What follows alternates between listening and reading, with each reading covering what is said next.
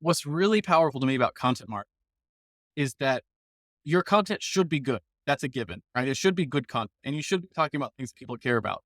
But the reality is what matters more is that people see you putting the content out, not whether or not they engage with it for strategic influence. Because them seeing you record regularly, seeing you publish regularly is going to have the impact that you're looking for. It's actually going to move the needle that you care about, which is when people are ready to buy, you're the one that they think about.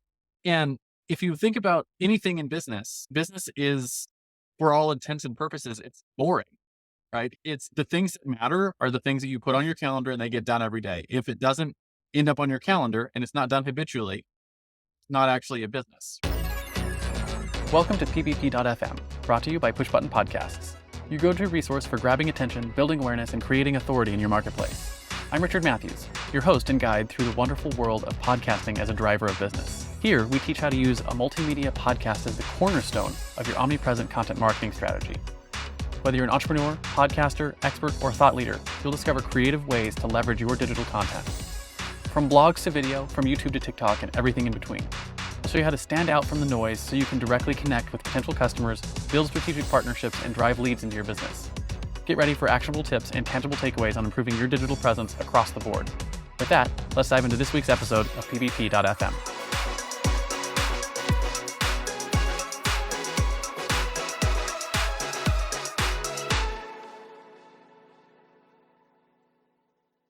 Hello and welcome back to the PvP.fm podcast. My name is Richard Matthews and I got Kevin Rundle on the line. Kevin, you there? I am here, Richard. Guess what? Studio got better. I know. Yeah, you got a cool backdrop. It's almost as cool as mine. I felt like I'd be fighting with you if I put up the Canadian flag. The Canadian flag, I think, would be pretty cool, actually. But the backdrop does look really nice. Your lighting, it looks good. I can actually see how blue your eyes are. They're almost as blue as mine. Yeah, they're definitely showing up the Northern European heritage. Yeah, I've got 4 kids and they are all blonde-haired, blue-eyed. Right? I can't deny them if I tried. Yeah, I'm in the same boat, honestly. All my boys are blue-eyed. They were white blonde hair when they were little. They've darkened a little bit, but same deal. All those bright blue eyes. Yeah, super cool.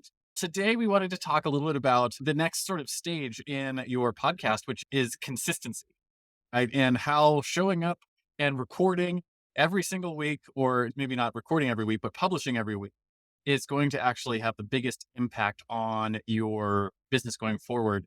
So I guess before we get into that, I want to talk a little about the struggles that I've had with consistency, the struggles you've had with consistency, and maybe our audience might relate to that a little bit. Why don't you start off, tell me a little bit. I know you've been in this boat before where you're like, I know I need to create content on a regular basis. What has kept you from doing it? So I've struggled with two things. One, is the content good enough? Which was always, am I saying the right things? Because I do technical content a lot. I spend a lot of time being like, this is what I believe, or this is how I do it. And I'm like, oh, am I going to lead somebody down the right road?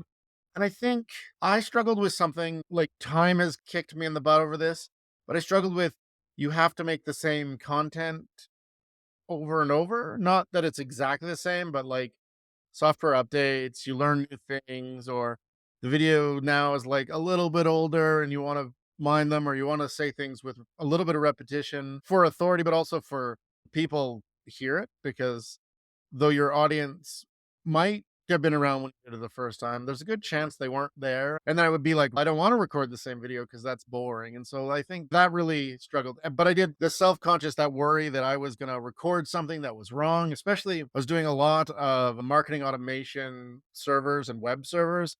And my fear of telling somebody to do something and them doing it like the way I said without going any further into the research, having an insecure server, causing somebody some type of harm unintentionally, weighed on me in a ridiculous way. I don't even know why it weighed on me like that. Yeah. I've had the same kind of struggles, specifically with having to record the same type of content over and over again. And one of the things that I've realized is as you put content out, first off, your whole audience isn't going to see every piece of content that you put out. That's the first one. Second part is your audience is going to grow, which means they probably weren't there the first time that you recorded it. So you can come back to the same topics again and again. And then as you continue to grow and get better in your business and your life, you have new stories and new ways to approach the same content. And there's probably only a certain subset of things that you can talk about regularly. And now, like with Push Button Podcasts, I'm talking about podcasting and video podcasting. We talk about the same things all the time, right? Here's what a mini studio looks like. Here's how you do consistency. Here's how you talk about create content. You decide the types of microphones that are good, right? It's the same content over and over again that just is approached from slightly different things. And that's okay. And not only is it okay, it's required. Yeah, I think one of the things that happened to me recently is I took some advice from somebody in my life to start reading the same books on loop that I read 5 years ago that I thought were great books then. I reread a book that I didn't have a lot of hope for. Like, I thought it was a good book the first time. And when I read it, I felt like because I now had so much more context, the book read entirely different than it had 5 years ago. Yeah. And I think your videos do the same thing to people. Like the first time they hear or watch it, they try to take something from it. Then the next time they watch it again. And even though you've talked about the same thing, maybe even in the same way, they get a whole nother level from it. And so it's good for you to get it out again. But it's also sometimes hearing the same thing a couple times in a slightly different way is also good for your audience. A lot of times you'll discover that they actually appreciate those videos more than you appreciate making them. Uh, and I know the other part of the consistency thing that was really hard for me is that there's so much that goes into it. Like all these psychological barriers to success. If I have to figure out where I'm going to record and how I'm going to make myself look good every time I want to sit down, if I have to figure out my camera and figure out my lights and figure out my backdrop and figure out my studio every time I'm going to record, that's a barrier to me wanting to actually record. And so then I'll put it off.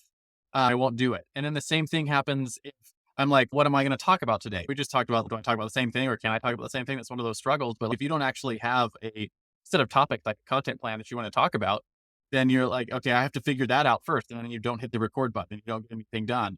And then once you hit the record button, you hit start, you're like, what do I say now? What do I actually say about this topic I've decided to cover today? And I call that content outlining. And those are like the three things that I think really stop people from getting into the consistent habit of recording and putting out content is, do they have a place to record? Do they know what to talk about? And then when they have something to talk about, do they know what to say after they hit start record? You know what? I didn't mention the what to say, but I think that's a super valid thing that actually struck me too. I tried all the different ways. I tried to find a teleprompter at one point. I've done so many different mechanisms to talk to the camera, even when my face wasn't on the camera. And I found that the very best thing for me was like a bunch of bullet points because I can fairly naturally speak to the bullet points. If I scripted it, the AI sounds more emotional to me. Hi, I'm Kevin Rundle. I'd like to talk to you today about a very exciting operating system. Oh, it's interesting. No, it Teleprompters was, are an interesting thing. I've learned how to use a teleprompter and they are good. And there's a lot of different ways you can go about getting good at like knowing what to say on camera. Teleprompters are good and having bullet points can be good. I'm actually pretty good with bullet points now. My favorite method is actually finding a recording buddy. That's what you are. You're my recording buddy for this show. I actually recommend having a recording buddy to most of our clients, right? Maybe someone on your staff or someone that is friend or someone who's there that you can actually have a conversation with and go through your points because it's really natural. It's really easy and you already know how to have a conversation and all you're doing is just recording that conversation. yeah, I think you're right. I think the recording buddy is probably the lowest hanging fruit for getting words out, especially if you guys can sit down and agree on we're going to talk about this today and this next time and this. As soon as you get to that, you're actually set. I found that sometimes when in recording instruction, it literally to somebody, like have somebody do it with you, have your student there, which is the same recording buddy idea. Yeah. When you first brought it up, I thought, oh man, he's a genius. And he put a word on the thing I was already sort of doing. Yeah. It's your recording buddy. And so Yeah. what I want to like, before we get into like the actual details of like how you do some of these things, how you actually set up your calendar and content planning and content outlining, which we'll talk about, I want to talk about why consistency actually matters for this type of content plan, putting together your podcast, of showing up regularly in all the places. So there's a couple of really big points, I think. One is consistency over time is the most important metric for the success of your content marketing plan. And what I mean by that is most people look at their podcast and they'll look at things. And I remember if on our last episode, we talked about like the two types of podcasts, right? You got the media podcast and you have the strategic influence podcast. The media podcast is built on viewership so we can sell ads. That's not what we're doing. So the metric of how many views do I get is not the metric for success. And a lot of people think it is. The metric for success with a strategic influence podcast is when a lead or a prospect gets on the phone with you and they're like, hey, I see you everywhere. Like I see you on Facebook, I see you on YouTube. I've seen you for years. Finally got to a point in my life where I had this problem. You're the first person I thought of. That's a success metric for a strategic influence podcast. And that only happens if you're showing up consistently where they're at. Does that make sense? Yeah, 100%. On top of that, you'll hear people talk about the algorithm, and the algorithm likes novelty. And so if you aren't publishing regularly in that consistent manner, you lose that. So it makes perfect sense that you want to be showing up in your time slots. And I think people are like, nobody would watch a television show if it was like, here's episode one, and we are going to release episode two sometime in the next month. What's interesting to me is I'll just give you one quick example from my own podcast, right? So my podcast is called The Hero Show. And Yeah. the goal for that podcast for me was a networking play, right? I think we talked about that in the last episode where there's three types of leverage for your podcast, right? It can be the time leverage or the high value referral partnerships or the buyer's journey leverage. Access Or leverage. Yeah. yeah, I was going for that second one of I was trying to build high value prospecting and high value referral partnerships to grow push button podcasts. That was my goal for that podcast. So we started interviewing people that I think would be good fits for push button podcasts, and we're running their own stuff. So they're CEOs, founders, and it had the side benefit of I had a message that I'm trying to get across. So whether or not they became clients was sort of irrelevant. I got to tell their stories and do those kind of things, but it also led to business. And what's interesting is when we first started, we had the first 50 episodes or so, I'd give maybe a 50% rate. Okay, would you like to come on my podcast? Sure. Or no, like you're too small for me. I don't care what you're doing. And you come back to me later when you're bigger, when you're more successful, kind of things. Get to our second 50, and now it's 70% of people are saying yes to the podcast. We get past 100 episodes of content, and it's 90% of people say yes to coming on our podcast. We got to 150, 200 episodes on that show, and my inbox is constantly full of people who are like, can we come get on your show? I don't even do outreach for my podcast anymore because I don't have to, right? And that's 3 or 4 years of consistency over time where we publish every day has changed the game for that. When I do reach out and I say, hey, I would like to have you on my show, here's a link to it. And they're like, oh, you've got 250 episodes on this podcast. It says something about who we are and the kind of person I am, the kind of show that we have to have that kind of consistency, even if they watch no episodes, right? We had the founder of Aweber, which is one of the biggest marketing platforms in the world. We've had Valley Tech startups, and we've had businesses all over the board will say yes because of that consistency over time. And it changes how people perceive you. And so when you look at the people who are successful in the content marketing space, the big names that everyone knows, right? Like Gary Vaynerchuk or Alex Hormozy or Grant Cardone, those are just a few big ones. You see them every day, all the time, publishing content consistently over the course of time. Yeah. I recently watched a big name podcaster, and they said something very similar. They said more than subscriber count, the podcast had to have more than 100 episodes with no larger a gap than 2 weeks, 3 weeks. So basically, they gave them permission to have an annual vacation. But if they weren't publishing it every week and were somebody who was trying to go somewhere and showing that they did care about the product they put out. And then I read Turning Pro by Stephen Pressfield, and he also talks about doing those things that need to be done consistently and at the level that you know they deserve to be done in Turning Pro. And I was taken aback because he simplifies something where it's like you want to care about only the things that matter to your thing and stop caring about everything, which I've heard it 1,000 times, but it's only really sunk in the last couple of years. And so what's really powerful to me about content marketing is that your content should be good. That's a given, right? It should be good content, and you should be talking about things that people care about. But the reality is what matters more is that people see you putting the content out, not whether or not they engage with it for strategic influence stuff. Because them seeing you record regularly, seeing you publish regularly is going to have the impact that you're looking for. It's actually going to move the needle that you care about, which is when people are ready to buy, you're the one that they think about. And if you think about anything in business, business is, for all intents and purposes, it's boring, right? It's the things that matter are the things that you put on your calendar and they get done every day. If it doesn't end up on your calendar and it's not done habitually, it's not actually a business. You don't actually have a business. And so you've got lead generation that needs to be done. You've got sales calls that need to be done. You have HR that needs to be done the payroll that needs to be done every 2 weeks. If it's not habitually on the calendar getting done, they're not processes in your business. And so your content marketing needs to be one of those things that is put in your calendar on a weekly or monthly basis where you're actually doing the effort. And so for someone like myself or someone like you, who is the face for your content for a podcast, you should have your recording session scheduled into your calendar. And so one of the things we recommend to all of our clients is that if you want to batch record it easy, if you've got a really busy business, we got attorneys or chiropractors where they got a lot of work to do normally for their the services they provide. Batch record once a month, get it on your calendar, get it with your recording buddy, set 2 to 3 hours down, 1 hour to go through and outline all your content, and then 2 hours to record everything. And then your hands off done. Or if you're more like myself, where we run an agency and a lot of the stuff is handled by the operations team. And you and I have a weekly recording that's on the calendar.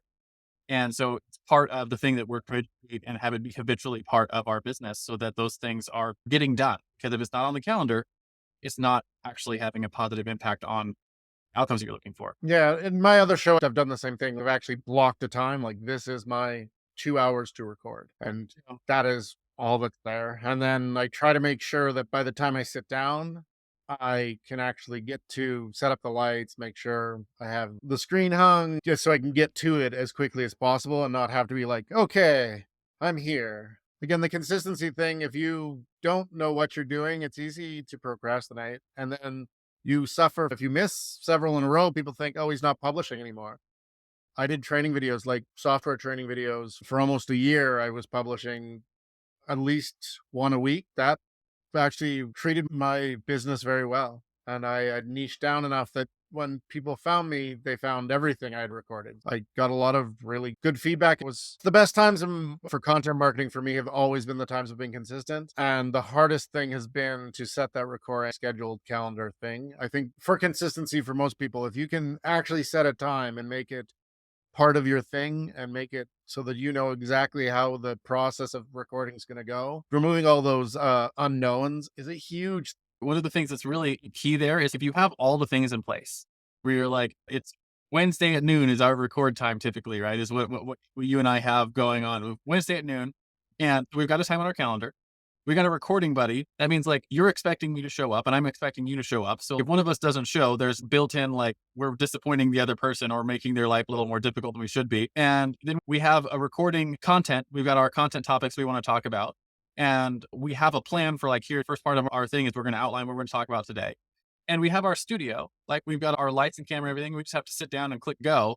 All the things in place that would keep us from doing it have been eliminated, which means all we have to do is hit record, right? Just have to show up, hit record. And that's what you want. You want to get your content marketing into something that just gets done. And that's where you can turn it into a consistent habit. Yeah. So all I was going to say is I actually know somebody who used to record all over the place.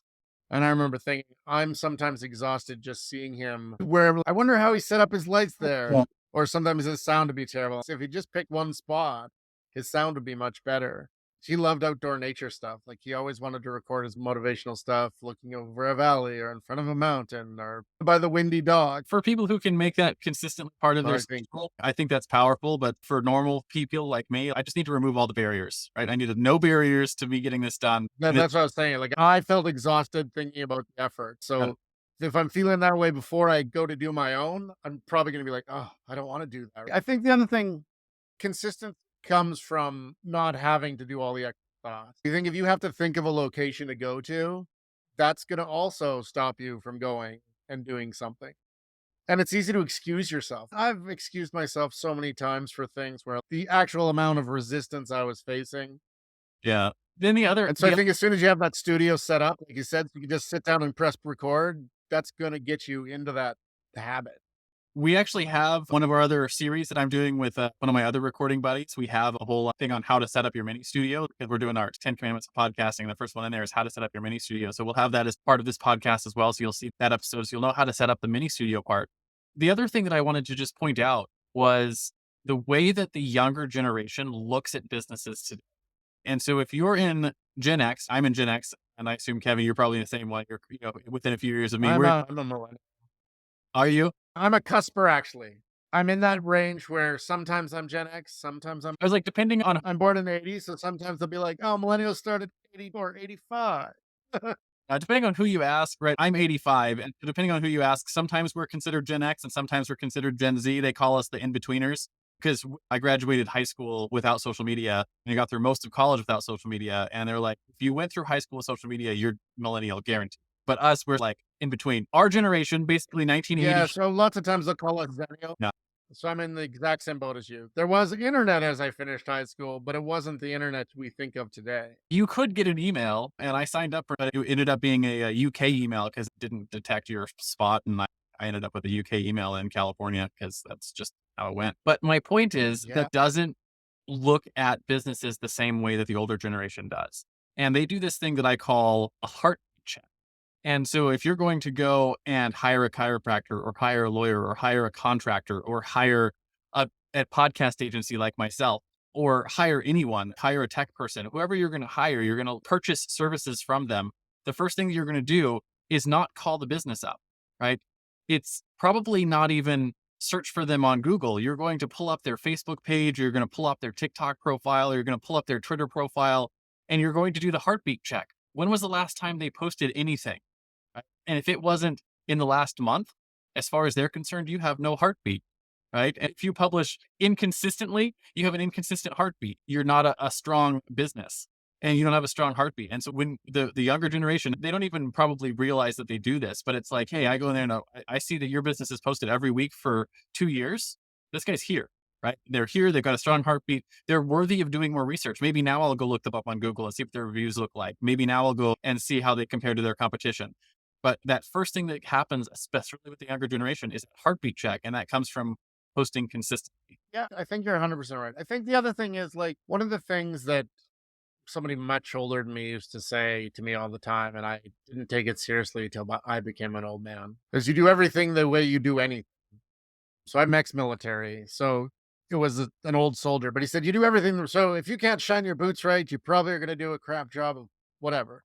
And the truth is that I think sometimes even us older people, right, Gen X or older millennials, we do the same thing in the reverse order. We Google you up, and if we see you have a Facebook page or a YouTube, we'll go check. If you're not consistent, maybe they aren't consistent everywhere. And so there's a certain level of you can hurt yourself as much as help yourself if you aren't willing to commit to actually releasing content steadily on social media.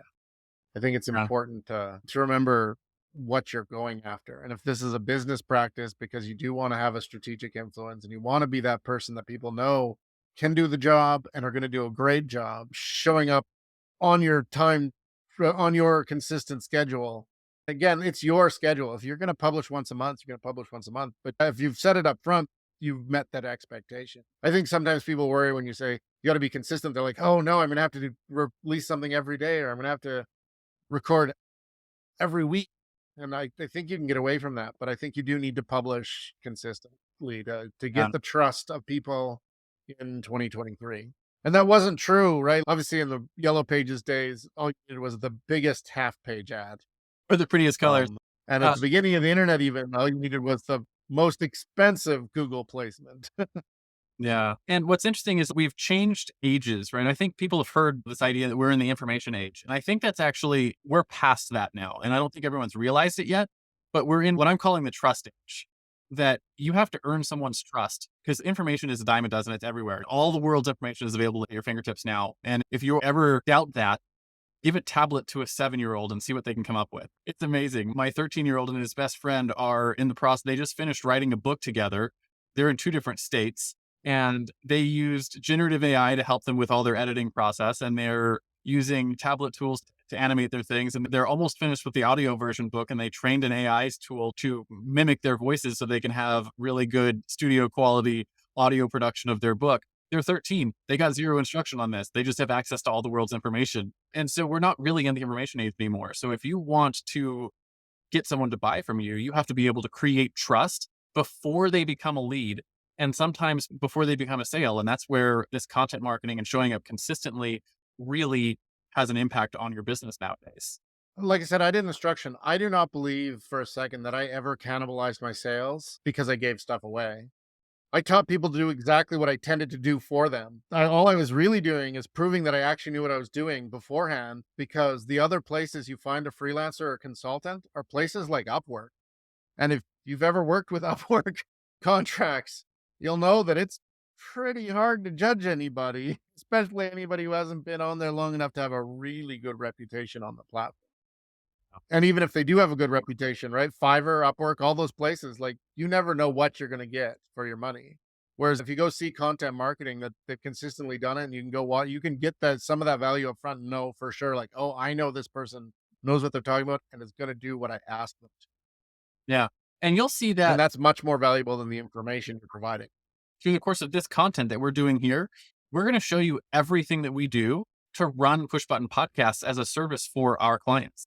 Like literally everything we do, we're not going to hold anything back because there's nothing to hold back. It's just execution. So when you're looking at hiring someone, you'll be able to see ahead of time, yes, these guys know what to do because you're seeing us do it. And you're seeing the behind the scenes of how we make this happen. And so you're absolutely right. It is not going to cannibalize our sales. It's going to help our sales because that's the way the world works today. And yeah, I completely agree with you on that. And the other thing that I wanted to point out, you mentioned this a second ago. You talked about the trust that you build.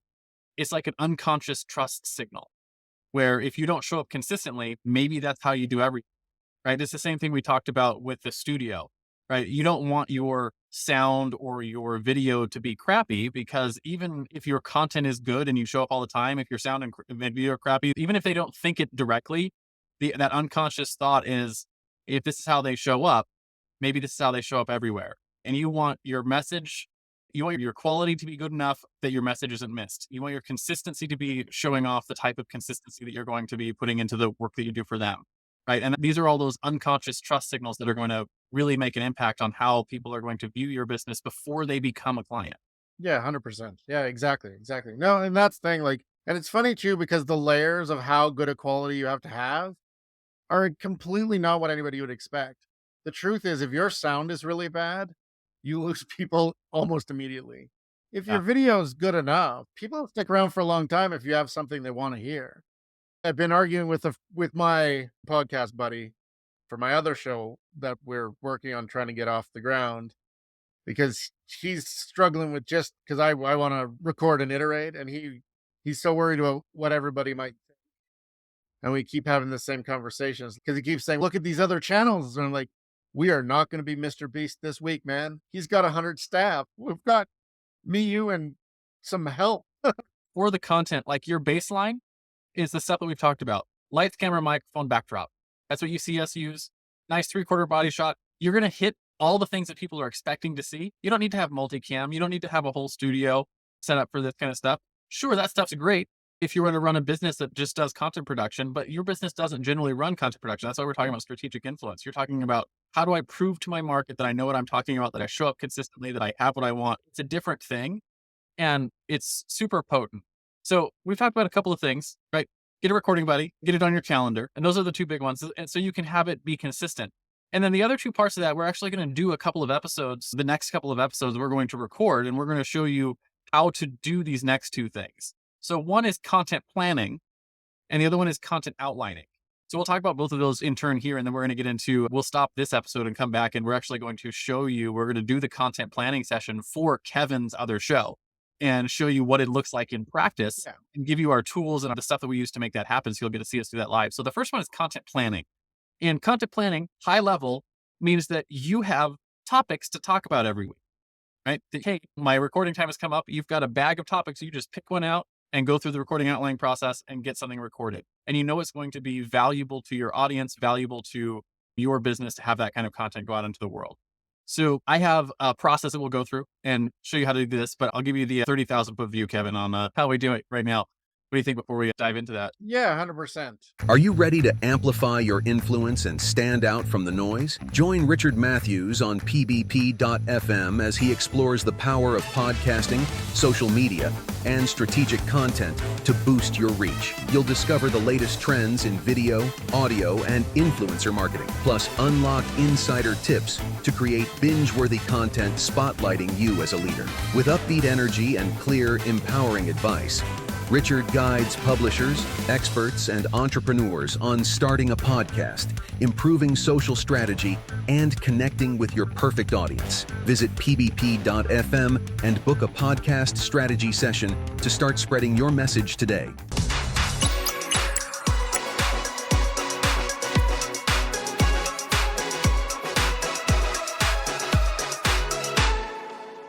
The thing that we do with content planning is we're trying to make it as simple as possible.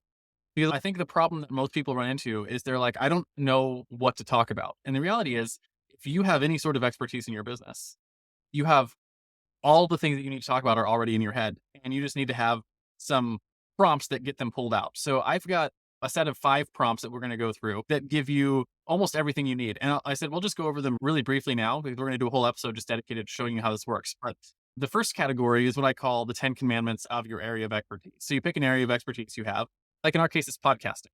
That's our area of expertise. So we'll do our 10 commandments of podcasting. What's fun about the 10 commandments is first, there doesn't have to be 10 and they don't have to be commandments, right? One of my friends did the 4 new rules of real estate. But the idea that comes from the 10 commandments is really easy. It helps people understand what you're looking at. You're looking to create the rules that you want your people to live by. So what we're looking at is if I could craft my perfect customer, what are the rules that they would always follow? And so for podcasting, we've got several things. And you've heard us talk about them already. Thou shalt have good enough production quality. Thou shalt be consistent. Thou shalt remove the psychological barriers to recording, right? These are the rules that we follow that if everyone of our clients followed those things, they would have success with our area of expertise. So what's cool about that is when you do that, you put those rules together, you become an authority in your space because you're the one who's creating the rules. And anyone who creates rules automatically has authority. So there's cool psychology that's happening there. And 2, you're setting up the way that you want people to think about your business. And you're building those expectations up front of here's what success looks like in this area. And those kind of things really make great content. And it's not hard to come up with what those rules would be. And I could imagine just seeing your face, hearing me say that, and you're thinking on your podcast, I already know what some of these rules would be for setting up a Linux server, setting up your tech things, because there's probably, I was literally thinking about exactly that. But you should never make security a secondary thought. it's super easy. So the idea there is that if Do not run commands at any level higher than we have to. yeah, that makes a lot of sense. I don't know as much Yeah, about no, the lowest amount of permissions possible to get done what you need to get. Otherwise, you have security exactly. problems. So your commandments, I'm going to give you a few more of these categories, but the idea is if you have these categories, then it makes it really easy for you to just sit down and be like, here's some topics. And those topics can turn into your content. And so your first 10 can be your 10 commandments. And maybe you have 10 or 12 or 15, or maybe you have 5, whatever it is. You can sit down, here's your rules for your area of expertise. Now, there's 2 things that I want to get in before we get into the other categories. One is that you might have more than one area of expertise. So like for us in our business, we just talk podcast. If you're, say, a lawyer, some of our clients are lawyers, we do bankruptcy and we do like legacy law, right? I can't remember what those things are called because I'm not a lawyer, but when you do like wills and trust, you might have 2 areas of expertise, or maybe you have 3 because your business serves a few different categories. So you could run this process multiple times and you'll end up with 50 plus content topics for each of those areas of expertise. So you have multiple years of content just from having more than one area of expertise. The other side of that is that we talked about this earlier in this episode is you can approach those topics from multiple different avenues. So like thou shalt have good enough production quality, right? We do one episode that's like, here's how to set up a mini studio. We do another episode where we talk about what are the benefits of setting a mini studio and what does it look like? And we do another episode where we show someone how to set up their mini studio. So you have one topic that you've approached 3 or 4 times and just one area of expertise, you can have, again, multiple years of content. So there's some really cool You can things. zoom in too, right? Like you're saying, look at it different angles, but you can even zoom in. So we're going to talk just about video in your video studio. We're going to talk about just about lights in your video studio. We're going to Yeah. talk just about sound and what you should think about when you're about to create a space that you want to record sound, because you should always do that in a big echoey tiled bathroom, right? Yeah. So you have multiple ways to go through this process where you can zoom in, you can zoom out, you can have multiple areas of expertise. And then you end up with, you have a content library. And that's where our goal is for you to have a content library. So that's one category and a couple of different ways to think about that. Second category, it's my super easy, frequently asked questions, right? And these are entering the conversation that happened in someone's head already. These are the ones that they're typing into YouTube, they're typing into Google, that they're asking their friends. If the people they call you on your phone, your in-tech receptionist, questions they ask you all the time. For podcasting, we get the same questions all the time. What type of microphone should I use? How long should my content be? It's the same questions you get all the time, frequently asked questions. Your goal is come up with 10 of them, at least 10. Right? You could probably come up with 20 or 30 or 40, but come up with at least 10 frequently asked questions. That's your second category of content. If you did 10 of each of them, you got 20. Now you go to my favorite category, which is your should ask questions. Now your should ask questions are the kind of questions that you ask that you wish your audience, that you wish your prospects would ask you, but they don't know because they don't know about your area. They're not experts, right? So like one of mine is, 'Cause there's still an uninformed optimism. yeah, but one of mine for podcasting is, are you siloing your post-production? And people aren't going to ask that question because they don't even know what it means or that they should be asking it. But as soon as you ask that question and then you define what it means, you give them an aha moment. And that aha moment is where you prove to them that you actually know what you're talking about, where you prove to them that you're a adult in the space, right? Where you're like, oh, this person actually knows what they're talking about because they educated me on something and you've changed their perspective on how they view something. So your should ask questions are super potent, and you can put together generally a set of at least 10 questions where you're like, if you knew what I knew about tech security, you would ask this question. I Yeah. should ask questions for sure. Questions where I'm like, I'm telling you this because it's a side tangent that you're not going to know that you are going to step in until you've stepped over the fence, right? Like, hey, you're jumping into horse pasture. Watch out for horse manure. Oh, I forgot to think about that. It's pretty easy to step in if you aren't thinking about it. Yeah. So that's your third category. You get 10 of these. Now you got 30 topic content. Wow. 30 content topics for your content library. Your fourth one is your limiting and empowering beliefs. And anyone who's done anything anywhere and has success with it knows that mindset is a huge part of success. And so this is where you're going to actually make mindset a part of the content that you're talking about. And so limiting beliefs are beliefs that your audience has already that are holding them back from success. And so you want to share what that limiting belief is and then how you can break it. The other side of that is empowering beliefs. It's beliefs that you want people to have, if they had them, would lead to success. Right. So like one of the things that we might talk about for empowering beliefs is that like it actually doesn't matter whether or not people watch all of your content. What matters more is that you're publishing consistently, right? That's an empowering belief because you're like, okay, because it puts it in my control, right? Whether or not people engage is not in my control. Posting consistently is. So that's an empowering belief, right? And so there's things that are like that in your area of expertise. There's limiting beliefs that people have and there's empowering beliefs that people have. And you can dive into those and talk about them and talk about how they're going to impact their eventual transformation and outcomes. And again, your goal is come up with 10 here, 10 limiting or 5 limiting beliefs, 5 empowering beliefs. And they might be inverses of each other, but those can be things that you can talk about, create content about that will help shift people's view of your area and how you help them there in that space. Does that one make sense? Yeah, makes total sense. Yeah. And then the last one, there's other categories, but these are my favorite. My top 5 is myths and truths. Right? And these are things commonly believed things that are not true about your area of expertise. And you can have those myths and you can talk about, here's the myth, here's the thing that people always think about, and here's the reality. The reality is this is how the world actually is. If you're actually doing this thing, here's what you need to know. And it's pretty easy, again, to come up with those 10 things that people believe. And a lot of times they might be informed by some of the stuff that you were talking about before. Like we talked a little bit already. One of the myths in podcasting is that you have to have a high viewership count. That's true if you are selling ads, but if you're trying to build strategic influence, it's not true. And here's why, right? So it's a different way to approach a similar topic. So what's fun there is if you do 10 in each of those categories, you have 50 topics and we have 52 weeks in the year. That means you got a topic category for every week of the year and you get to take Christmas and New Year's off because nobody's paying attention to you anyways. And from a high level, it's an exercise that we're going to show you in our next episode that you can go through that and get an entire year's worth of content topics put together, 25 to 30 minutes. Maybe if you talk a lot, it might take 45. We'll probably take 45 minutes because we talk a lot. But do you see how that We're also going to probably talk a lot about the actual acts because there's a little bit of instruction and commentary that goes with it. So we'll probably make it longer than 25 for sure. So that's content planning. And then it's one of those things with being consistent. Now you got a recording buddy, it's on your calendar, and you've got a year's worth of topics in your topic library that you can just come in and pull one out. You see how it's already getting easier to just hit that record button? Yeah, no, 100%. The last part of that, the last step, and then we'll do a whole episode on this too, because we'll actually outline probably one of your topics and go through this is content outlining. And the content outlining process is, okay, I'm going to sit down and record. I'm going to pull a topic out of my topic library and we're going to write a recording outline. And recording outline, we'll go through it in detail on how you actually do this, but it's really simple. I call it the WIN formula, and it's WHN, what, why, how, now. And you saw us do this already on this episode. What's the topic? We're going to talk about being consistent. And then we're going to talk about why is this topic important? Why is being consistent over time an important aspect of your podcast? And then we're going to talk about how do you be consistent?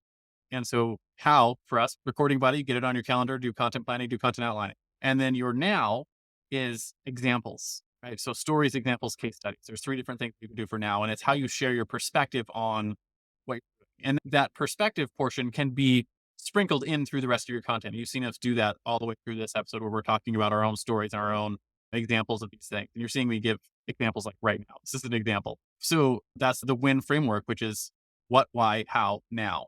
And I actually have an outlining sheet that you can walk through that trains you how to do this. And you can get really good at it really quick. I don't even use the sheet anymore. I just hold the stuff in my head or write quick little bullet point. I got a little bullet point list here off to the side that you see me probably keep referencing. This just got my what, why, how, now points for the episode. And now you've got a content outlining like skill set that makes it so you can just sit down and write out a couple of bullet points. And then here we are, we're 46 minutes in off of 6 or 7 point bullet point list that we wrote 10 minutes before we started recording. I'm excited to get into the content planning next time. So that is going to be awesome. Yeah. I think the idea of making sure that you do that what, why, and how, and then the now portion is totally win. It gives you a consistent structure so that people also know what to expect and how to consume your content, which is going to also help because you're going to get a good feedback loop from people knowing what the expectation is when you start to give them Yeah. information. And we'll dive in a little bit more into this when we get into the content outline section. But the what, why, how now is actually following, I would believe it's, I'm going to forget his name. Maybe it's Asimov's hierarchy of needs, something like that, where you have the levels of awareness. You're hitting the levels of awareness that people have for a problem. So any problem that exists, people have certain levels of how aware they are of that problem and how much knowledge they have about it. And so when you hit the what, that's the first level of awareness. And then the second level is, okay, why? And then it's okay, how do I deal with this problem? And then it's okay, now I need to do something about it. And we'll talk a little bit about that. I have a whole illustration I call the crocodile infested river, which is fun. And maybe we'll even be fancy and pull up a screen share and show you my little slides I have that show the crocodile infested river. But it's a really potent and in-depth human psychology that goes into the what, why, how, now framework. And I can almost guarantee you can pick any podcast, you can pick any book that you've picked up, any article that you read that actually captured your attention. You will find, they might always be in this order, but you will find a what, a why, a how, and a now in that piece of content. And there's a reason for that. And it's because humans are humans and we learn and we consume content in a certain way. And all we're doing is we're turning that into a framework for you to be able to make it really easy to create content. So you don't have to stare at I call it blank page syndrome. Sure, I've got a topic that I want to talk about. What do I say? And so now you know what to say. We'll give you an exact outline, even some language patterns that you can use and fill in for yourself until you get good at it and natural at it yourself. And when you have those things, again, you have the 4 things we've talked about so far. You've got your recording buddy, you've got it on your calendar, you've got your content planning done, and you've got a content outline process to go through. Now it's really easy for you to just sit down and record every month or every week when you want to get this done. And that, I think, will help anyone who wants to get into this space just knock it out of the park, because you can do this consistently. And if you do this consistently over time, it will absolutely have a positive impact on your business. It would be almost impossible for it not to, because nobody else does it. And the ones who do it, they all have the business to back it up over the course of time because it has a positive impact. Yeah, 100%. 100%. I think that's a good place for us to kill it today. We got right into 50 minutes on there, and we'll come back. The next episode we're going to do is on how to do the content planning. And Kevin, we're going to use your business as an example, right? We're going to get into your Linux tech stuff, right? And we're going to go through and do content planning on that. And I'll see if I can come prepared with a few of our examples. Yeah, that sounds perfect. Yeah, show you what it looks like to have a few of these done. We'll show you the one from Push Button Podcast, and we'll do it live in front of you. And then we'll also give you the tools that we use. So we'll give you the spreadsheet that we use to run the content library thing in, and we'll show you the prompts that we use in GPT to help do some of our research and pull some of those things forward. And it's a super fun process to go through. And I think once you do it the first time, you'll be like, oh man, I could do this over and over again for various parts of your expertise. It's actually one of the things I do with all of our clients, Push Button Podcasts, is sometimes even before they become clients, I'll sit down and do a content planning session because I find it incredibly fun. And I think you will as well. Yeah, no, I think it should be super fun. I mean, I'm super excited to do it, Richard. Awesome. With that, I think I'm going to go ahead and hit stop record here, and we'll see you on the next episode. And we'll show you how to plan out content for your podcast. Sounds good. Can't wait to see you again. Thanks for joining us this week on pbp.fm. Make sure to visit our website, pbp.fm, where you can subscribe to the show on Apple Podcasts, Spotify, or via RSS so you'll never miss a show. While you're at it, if you found value in the show, we'd appreciate a rating on Apple Podcasts. Or if you'd simply tell a friend about the show, that would help us out too. And if you'd like to get help building an omnipresent content marketing strategy with a podcast and you want help, you might want to book a podcast strategy session with us at pbp.fm. Just click the Book a Strategy Session button and book a time on our calendar. We look forward to speaking with you. And be sure to tune in next week for our next episode.